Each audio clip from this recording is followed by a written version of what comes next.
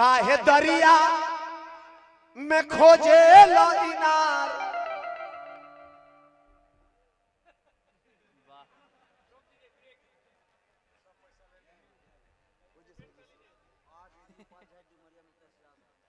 RJD उपाध्यक्ष डुमरिया के भैया हमारे मुकेश यादव जी की तरफ से बहुत बहुत रुपए का पुरस्कार मिलल। हार्दिक स्वागत अभिनंदन। पहलवान बने रहिए, बने रहिए, जिस काम में हूं उसमें एकदम आगे बढ़ते रहिए।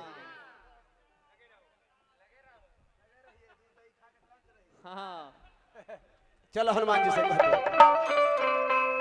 बाबा हे हनुमान जी के बतोहरा जैसन जग में बालवा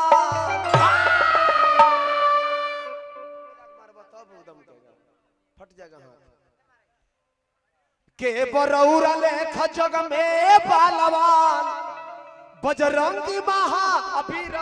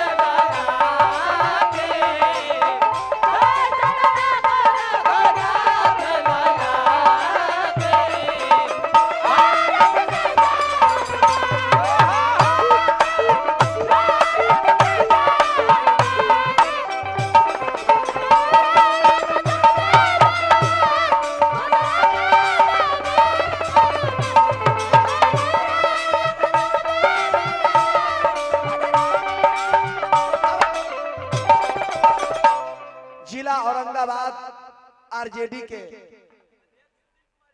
अध्यक्ष सुशील कुमार यादव जी, औरंगाबाद बिहार के सुशील कुमार यादव जी, उनके तरफ से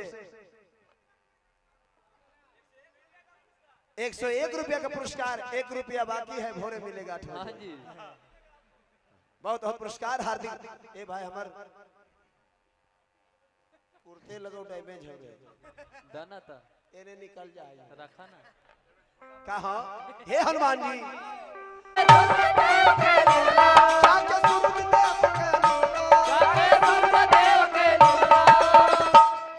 जाके बचपन में ही छलांग मार के सूरज देव के निकल गई तो जाके सूरज देव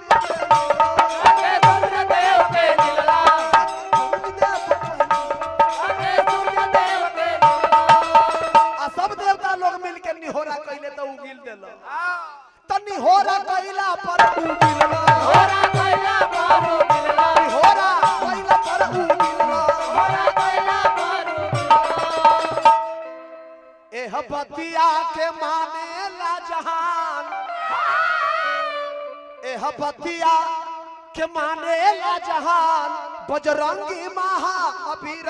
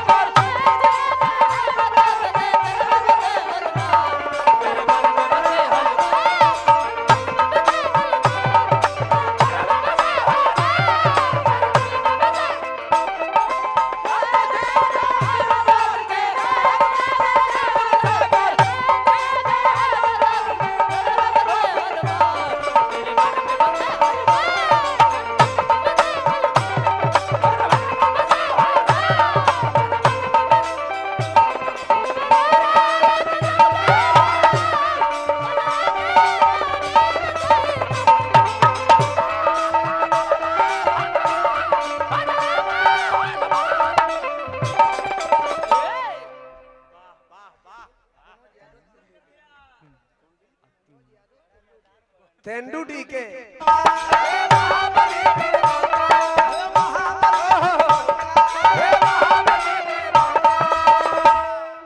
जाके छन में जरवला छन में जरवला हे महाबली वीर बंका देखला रेशमा डांस डांस का जोड़ा नहीं ऐसे कर दिया। डांस ढेर देखे होंगे हाँ जी, लेकिन अड़गड़ा डांस आप लोग पहली बार देख रहे हैं। हाँ ताल मिले या ना मिले सम पर जरूर आना है। जाके छन में जरवला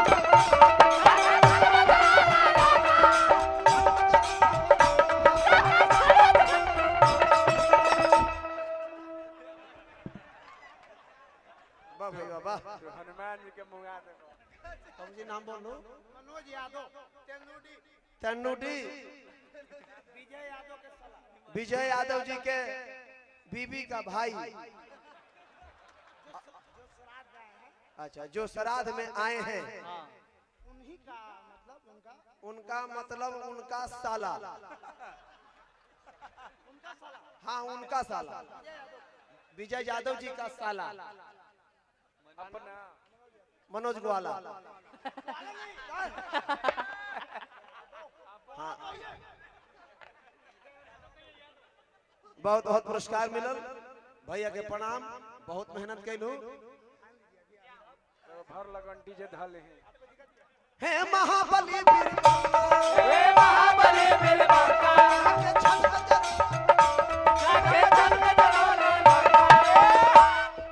ऐसा ठेहुनवा फेंका हूं ना हमर मेंटलवा के डर है। हाँ जी, इसलिए उन्हें चल चलो सरकार बहुत महंगा वेला।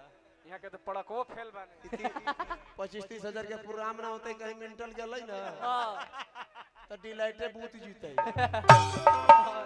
तो जाके छन में जरवला